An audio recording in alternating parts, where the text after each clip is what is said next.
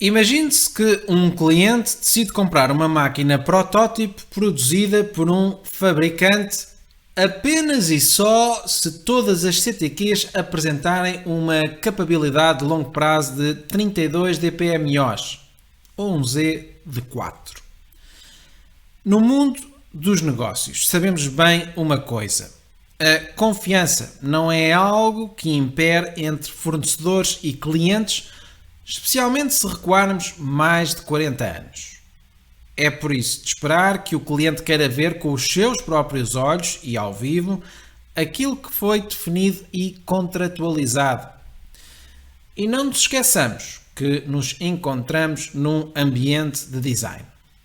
Ora, um fabricante que pretende manter uma boa reputação irá trabalhar no sentido de reduzir fortemente a probabilidade de, na hora H, ficar mal visto perante o cliente. Correto? Mas o que poderá ser então entendido como um evento de baixa probabilidade?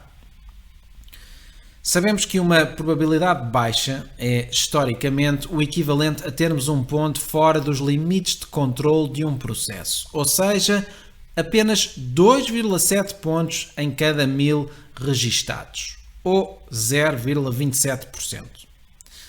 Em posse desta informação, começa a ser evidente que as CTQs da máquina terão de ser desenhadas de modo a que, mesmo perante um azar, a probabilidade de não se satisfazer as exigências do cliente seja inferior aos tais 0,27%. E, neste contexto, a palavra azar é interpretada como uma estimativa enviesada e pessimista do desvio padrão de curto prazo em ambiente de teste, ou seja, devido apenas ao erro amostral. Harry e Smith procuraram dimensionar uma segurança adicional que fizesse frente a essa potencial estimativa falhada do desvio padrão e ou da média de curto prazo. O valor dessa segurança adicional é a resposta à seguinte pergunta. E prepare-se que ela é longa. Se recolhermos algumas amostras em subgrupos de 4 num processo centrado com a nominal e só estiverem presentes variações instantâneas, qual a diferença que iremos observar entre a média de todas as observações das amostras e o valor nominal, de modo a que a probabilidade de se obter essa diferença seja inferior a 0,27%? A resposta é aproximadamente um desvio A nominal de 1,5 desvios padrões standardizados ou simplesmente um Z igual a 1,5, o próprio Z-shift. Segundo Harry, este desvio é um acerto estacionário na média de uma distribuição teórica e que reflete a potencial influência negativa do erro amostral na estimativa do valor verdadeiro do desvio padrão de curto prazo para essa mesma distribuição teórica. Vamos a um exemplo, para que não haja dúvidas. Imagine-se que uma das CTQs da máquina se refere à espessura das chapas produzidas. Para deixarmos as emoções fazerem o seu papel, precisamos de nos colocar no lugar do fabricante. A máquina está a produzir chapas, o cliente está no meio da ação, enquanto se retiram amostras para se estudar a capabilidade da CTQ e, mesmo que num plano teórico a média da população não se altere e esteja alinhada com o valor nominal, eu penso que ninguém estará à espera de obter duas amostras exatamente iguais, pois existe sempre um erro amostral. Concorda? Mas, se é a partir dessas amostras que se vai inferir se as exigências do cliente estão a ser respeitadas, então o fabricante não tem outra hipótese senão desenhar as CTQs da máquina com uma segurança adicional de 1,5. Se fizer isto, o cliente aprovará o desempenho para cada CTQ em 99,73% das vezes. Ou seja, nada mal. Por isso, se o cliente quer um Z de longo prazo de 4 por CTQ, o fabricante precisa desenhar cada uma delas de modo a ter um Z instantâneo de 5,5, porque o Z-Shift corresponde à diferença entre o Z de curto e o Z de longo prazo.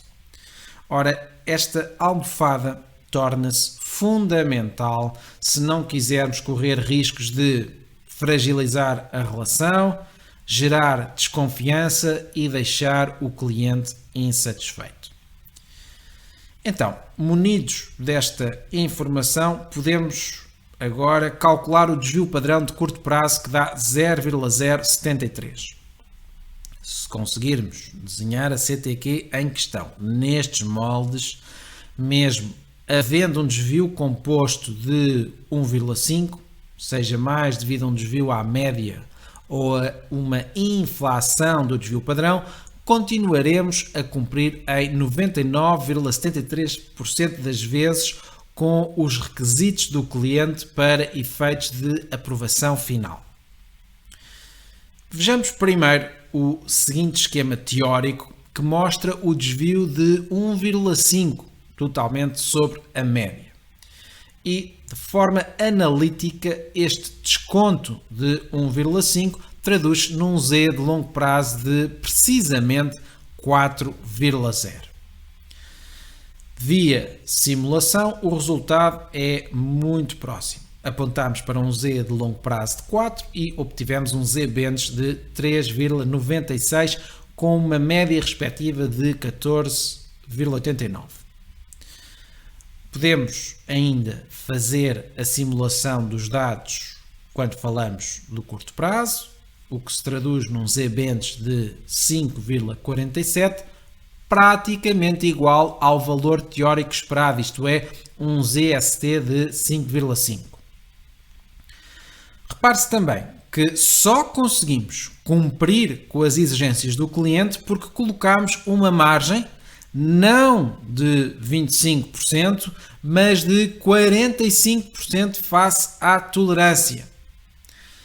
E de facto, quanto maior o Z exigido, maior a tolerância necessária. Temos aqui as opções mais comuns ao nível do Z e das margens.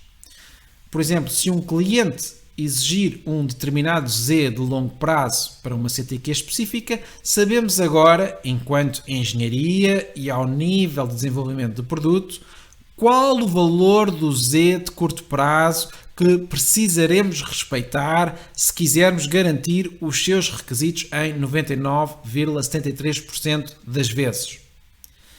Se o cliente quiser uma CTQ com um ZLT igual a 4,5, precisaremos subir na tabela em 1,5, ou seja, para um ZST de 6.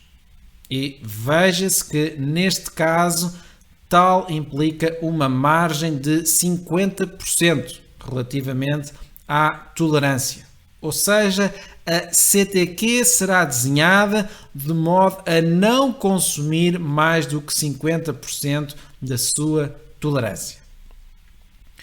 Numa perspectiva de design, inserir um desvio artificial de 1,5 sigma ao valor nominal de cada CTQ permite aos engenheiros antever cenários muito antes do produto ser libertado para a produção em série.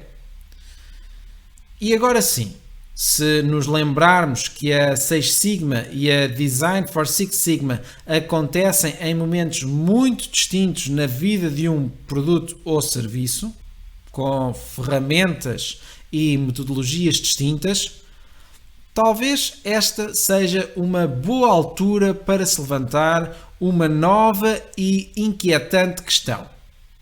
Mas isso ficará para um próximo vídeo.